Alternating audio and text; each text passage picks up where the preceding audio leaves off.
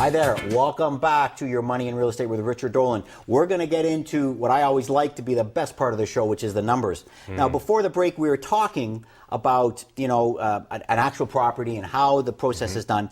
And, I think we should start off with, if someone has a certain amount of money, let's pick a figure, $50,000. Sure. Okay, if someone has $50,000, okay, which I think, up here, could you buy a duplex or even a home for $200,000? You could buy a condo, pretty small one in Toronto. York Region, we can certainly get something a little bigger. I know in Barrie, you'd be pushing a duplex around, maybe even a semi-detached around Georgian, but it's really a tough number. But let's start with that because that number seems to work. So go ahead. Well, look, Mark, the reality is that for our viewers, they all know that if you were to take, let's say, 900 square feet. Okay. 900 square feet in Toronto right now will run you about anywhere from $600, $700, $800 per square foot, right? How about this? How about we do a Canada thing here? Sure. So what did you just say? So why don't we say it's about $600, $700? So call it $650. $650. And you'll have yourself a deal. Okay. So $650 per square foot, right? Okay. If you were to go to the States right now, let's just say even somewhere along the lines of Daytona Beach,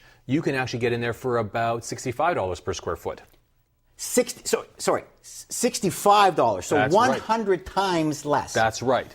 Okay. So right out the gate, what you're comparing is apples and apples, and you're looking at 900 square feet. And to put this in for perspective, for those who are internationally based, 900 square feet, my friend just came back from Hong Kong. Do 1,000 because the numbers work out better that way. Okay, so what you've got is you'll need about $1.5 million for 1,000 square feet in Hong Kong today. Wow. So that's about $1,500 per square foot. So that puts it really in perspective. So in the States, what you're doing is you're buying a lot more real estate for less money. And so that's the first part. In Toronto, for example, I'm not saying we're at a peak, but it sure is quite hot.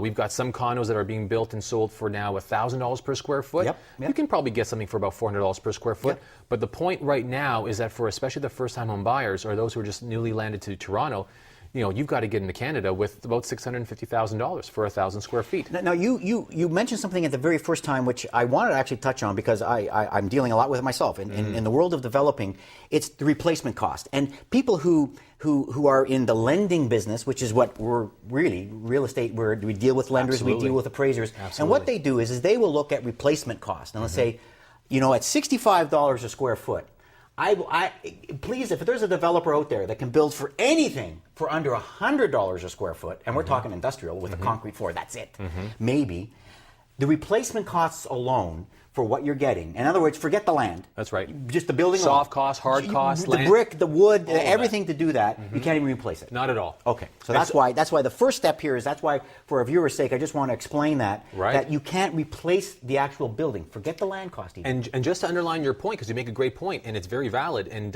most of our viewers may miss it. And the reason why that exists is because the American developers built far more than the banks were willing to give for, because once that boom crashed, they were left with excess inventory. Americans couldn't borrow, let alone keep the homes that they had, and guess who started to snap it all up? Canadians and Mexicans and Asians and all the rest of the world was buying it up. So back to the example, here's what you've got. So here in Toronto... So this is U.S.? That's right, and this is over here Canada. Okay. And so if you were to look at Canada right now, what you'd be looking at is you'd be looking at probably the costs to maintain your property. You're looking at it's going to probably be about 1 to 3% possibly of your cash flow. So I'll just go 3%? That's right. And if you put underneath that, in terms of cash flow, right now the average cash flow in Toronto is anywhere from 0 to 4% net. Yeah. So if you write down 0 to 4%, there's nothing wrong with that. Now, why would you do this for 0 to 4%? It sounds really low. Let's even say it was 0. Well, it's comfortable. It's close. Yeah. You get it. You're right. And it's safe. Hands-on management. Hands-on management. I can drive down to the lake There's shore. no cost to that. I can go to Barrie. Yep. I can head off to Hamilton. I know where it is. You bet. So when you look at what's happening in the States right now, and you get through all the costs, so your HOA fees, your taxes. HOA, what is that? Homeowners Association, condo fees if it were. So the homeowner association, if you're in a gated community, is the ones who are taking care of the property. Okay. The ones who are mowing the lawns and Is it such. like a condo fee? It's like a condo fee. Okay. And so most of the properties that we've noticed that Canadians are buying are inside these gated communities, these HOAs that run them. And the major reason why is because they know the values will stay up. Okay. Single family detached outside the walls of sometimes these gated communities, well, you've got yourself a different property manager that has a little bit more cost. But what we're noticing over here on a 65 square foot property is cash flow that ranges anywhere from 8% to 14%. On this side? On that side. Right, okay.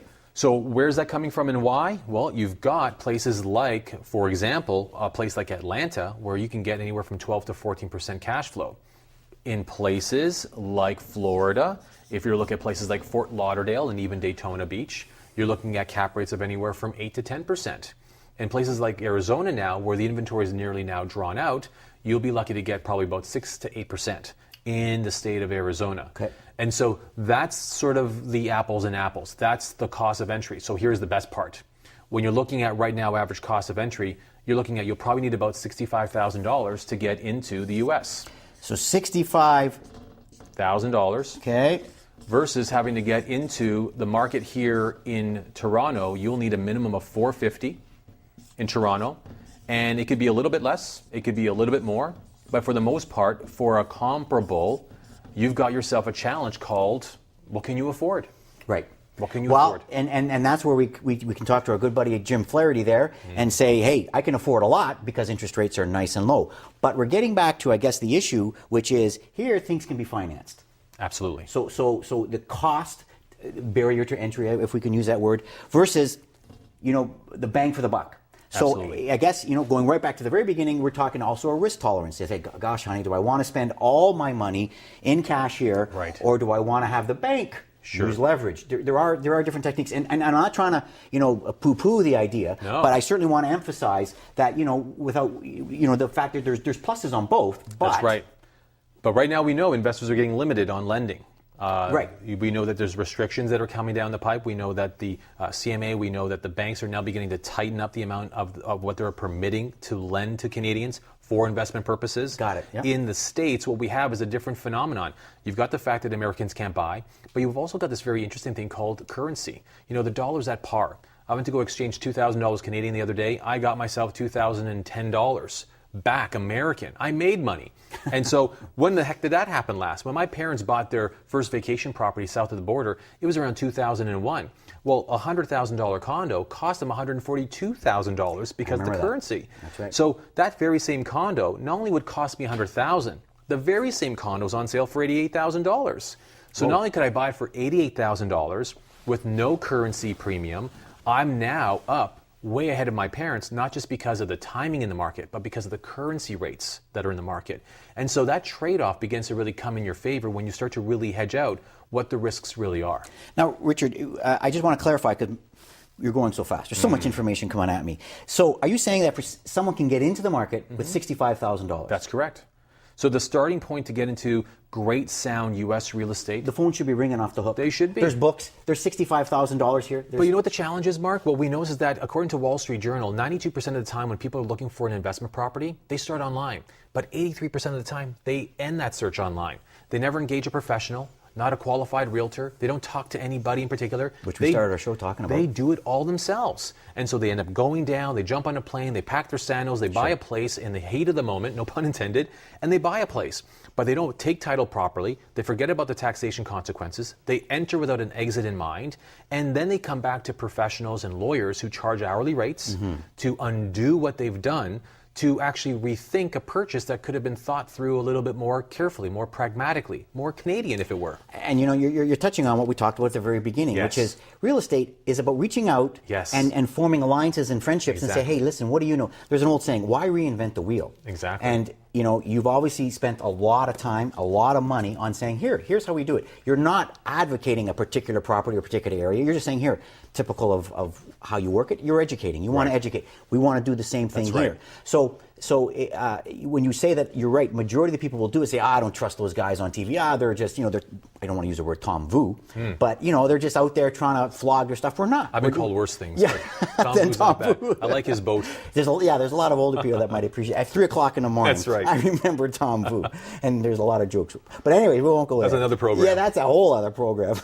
But I want to say that, I want to encourage people to say, hey, we're doing real estate. Richard, I know that you and we live and breathe real estate. Absolutely. People are watching this show. They want to do it. And we're simply saying this. We're saying, find somebody that you trust before spending any money and say, hey, call me, call you, whatever, and say, hey, listen, how do I start? I don't want to spend any money. You're not saying don't spend any money. Listen, it's okay. Talk to this guy, and because you know a whack of people, as do I. Absolutely. And for me, I want to do nothing but encourage people to get into real estate, because for me, as I said at the very beginning, real estate changed my life. And the way we encourage people is through education. And that's why you do the show, and that's why I'm happy to be on it. And what's interesting about this conversation, aside from the fact that, yes, the States is far, and yes, they've got foreign laws, and yes, it is a very convoluted conversation, and yes, you might have to pay cash because there's no financing really truly available. But because what makes this a little bit more special today, as you said it earlier on, boomers. Yeah. Baby boomers, when they look at their investment portfolios, they see them down. Go look up right now what the TSX has done in the past 15 years. Take a look at what the average Canadian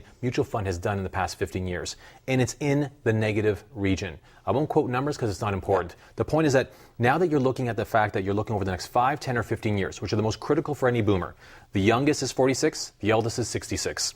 And they're saying, I need to grow what I've got left. That's it. They're going to wind down, wind out working, and wind up living. And when you look at a $65,000 property, the upside potential, the growth opportunity is there for you. So when you talk about replacement costs, it's about 50% more to 100% more. So in other words, that $65,000 unit would cost about $130,000 just to replace. So you know you've got some insulated value that it should go up to about that point, and then some, depending on if you buy right and if you buy smart. The problem I have with Toronto is that if it's met its peak and or nearing that, what would you pick? Short-term comfort or a long-term gain? Richard, you're again, my mind is spinning with a gazillion questions. We're going to take a quick break, and we're going to still be digging into buying U.S. real estate with Richard Dolan on Your Money in Real Estate. See you shortly.